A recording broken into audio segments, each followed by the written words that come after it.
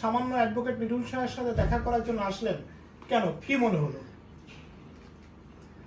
আমার কাছে আপনার ভিডিও দেখে খুব ভালো লাগছে, তাই ভাবলাম স্যারের সাথে দেখা করি। তাই দূর থেকে, সুদূর কুমিল্লা থেকে ঢাকাতে আসছি আপনার সাথে দেখা করার জন্য। ধন্যবাদ। দেখছেন যে কুমিল্লা থেকে এখন সে ঢাকায়। এটা আসলে আমার জন্য যে কতটা প্রাপ্তির জায়গা এটা বুঝাতে পারবো না। আপনি কোথা থেকে এসেছেন এবং কেন এসেছেন? আমি সিরাজগঞ্জ থেকে এসেছি। আমার আসার উদ্দেশ্য একটাই যে মিঠুন শাহের সাথে আমার সাক্ষাৎ হবে এবং আমার তার সাথে সাক্ষাতের মাধ্যমে তার সাথে বন্ধুত্ব আরও বেশি দৃঢ় হবে, সে বিশ্বাস নিয়ে আমি আসছি। মিঠুন শাহকে আমি শুধুমাত্র ফেসবুক বা ইউটিউবের মাধ্যমে তাকে ভালোবাসতাম, তাকে আমি দেখিনি পর্যন্ত কখনো।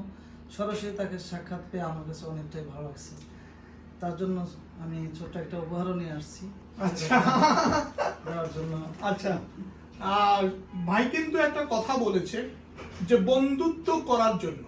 দেখেন, সম্পর্কের গভীরতা একটা মানুষকে কত কি করবে সেটা আমি নিজে জানি। সম্পর্কের কারণে আমি আজকে মিঠুন শাহ হয়েছি, সম্পর্কের কারণে আজকে আমি মোটামুটিভাবে অর্থনৈতিকভাবে স্বাবলম্বী। সম্পর্কের কারণে যেখানে কাজ করতে 1 ঘন্টা লাগে সেখানে আমার একটা ফোনে কাজ হয়ে যায়। সম্পর্ক এমন একটা জিনিস, এই সিরাজগঞ্জের ভাই যদি ঢাকাতে কোনো বিপদে পড়ে, কুমিল্লার ভাই যদি ঢাকাতে কোনো বিপদে পড়ে, আমি কি করতে পারবো? কিছুটা হলে সাপোর্ট দিতে পারবো।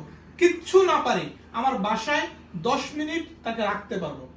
আমি যদি কুমিল্লাতে যাই, আমি যদি সিরাজগঞ্জে যাই, সেখানে তারা আমাকে কোনোভাবে হেল্প করতে পারলো না, কিন্তু এটা তো করতে পারবে যে তাদের বাড়ি থেকে অন্তত আশ্রয় নিয়ে সেখানকার কাজগুলো করতে পারবো। এটাই হচ্ছে সম্পর্ক। সম্পর্কে কখনো লস নাই, এজন্য চেষ্টা করবেন সম্পর্ক রাখতে। প্রতিদিন যদি আপনার ডায়েরিতে 1 জন করে নতুন মানুষ যুক্ত হয়, আপনার চাইতে ভালো মানুষ, আপনার চাইতে শক্তিশালী মানুষ আর কেউ হবে না। আমি খুব খুশি এই কারণে, কুমিল্লা এবং সিরাজগঞ্জের 2 হুজুর, দুইজনেই কিন্তু মাদ্রাসা চালায় এবং আমিও চেষ্টা করবো যে মাদ্রাসার জন্য কি করা যায়। কারণ আমার কাছে মনে হচ্ছে যে ধর্ম ধর্মের জায়গায়, মানবতা মানবতার জায়গায়, এটা যেন সবসময় থাকে। যার মধ্যে মানবতা থাকবে না, যে মানুষ নিয়ে ভাববে না, যে মানুষের কল্যাণের জন্য কাজ করবে না, যে মাদ্রাসার শিক্ষার্থীদের জন্য কাজ করবে না, যে হচ্ছে হিন্দু ধর্মের প্রতিষ্ঠানের শিক্ষার্থীদের জন্য কাজ করবে না, সে আসলে মানুষ হতে পারে না। মনে মনে বা প্রকাশ্যে ধর্মকে যদি লালন না করা যায়, পালন না করা যায়, তাহলে মানুষ হিসেবে বেঁচে থাকাটাও মনে হয় বৃথা।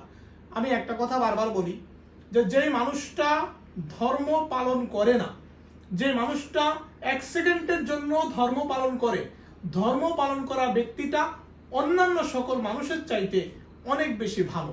যাই হোক, আপনাদেরকে অসংখ্য ধন্যবাদ।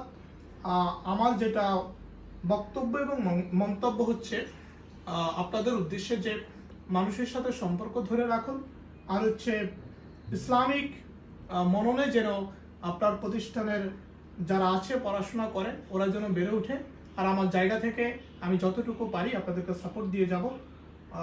ভালো থাকবেন। আমি আসলে সারা জীবন মনে রাখবো যে আপনারা 2 জন ব্যক্তি আমাকে ভালোবাসা দেখিয়েছেন। এই ভালোবাসা আটকে রাখবেন। আপনাদের ভালোবাসায় আমি একটা কিছু করতে চাই, আপনাদেরকে নিয়ে করতে চাই।